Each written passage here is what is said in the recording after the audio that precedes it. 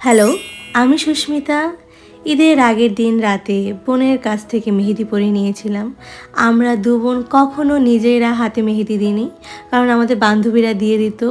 এই জীবনে প্রথমবার বোন আমাকে মেহেদি পরিয়ে দিয়েছে। আমার কাছে ভালো লেগেছে, ও নিজের চেষ্টায় যতটুকু দিয়েছে, কিন্তু আমি ওর হাতে যা দিয়েছি সেটা দেখানোর মতোই না। সাথে রাজনকেও দিয়ে দিল। এরপর চলে গেলাম রান্নাঘরে, পায়েস রান্না করব এবং সাথে পুডিং।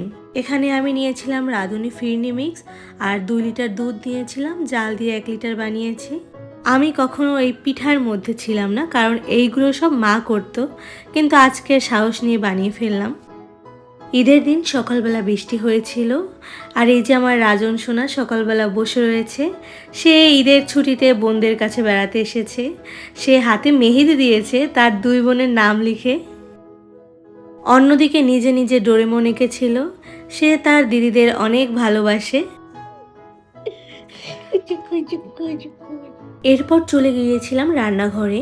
প্রথমত আমি নুডলস রান্না করব এবং এরপর শুরু করব সেমাই রান্না করা। এই যে সকালের নাস্তা রেডি। এখানে ছিল পায়েস, নুডলস, সাথে পুডিং এবং লাচ্ছা সেমাই। ধর্ম যার যার, উৎসব সবার। আজকের আমি দুপুরে ঈদের জন্য রান্না করব হলো গিয়ে খাসির ঝাল মাংস। যেহেতু খাসির মাংস সবাই খায় না, এজন্য মুরগির ঝাল মাংস রান্না করব। ডিমের কোরমা রান্না করব, রোস্ট করব, সাথে করব রুই মাছ ভুনা। এই ছিল আজকে আমার ঈদের আয়োজন।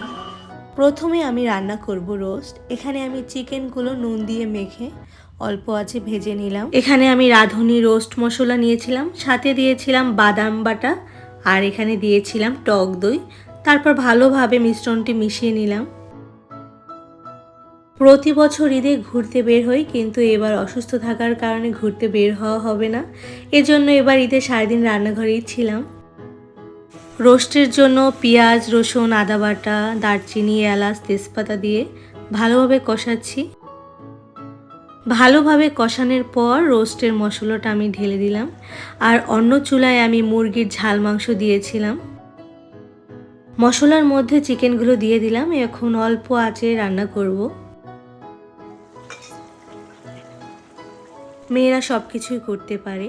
আমি কিন্তু আগে এক হাতে 2 চুলায় রান্না করতে পারতাম না, কিন্তু এখন পারি। আর আমাকে কিন্তু রান্না শিখিয়েছে আমার মা। চিকেন রোস্ট এবং মুরগিটা রান্না হয়ে গেছে। এখন আমি মাটনটা ভালোভাবে কষাচ্ছি। এখানে আমি সব ধরনের মশলা দিয়ে ভালোভাবে কষাচ্ছিলাম এবং পাশের চুলাতে মাছ ভুনা চড়িয়ে দিয়েছিলাম। মাটনটা কষানোর পর আমি প্রেসারে 5 সিটি দিয়েছিলাম, তাহলে মাংসটা অনেক নরম হবে। এবার মাংসে ভালোভাবে সম্ভারা দিয়ে নামিয়ে ফেলবো।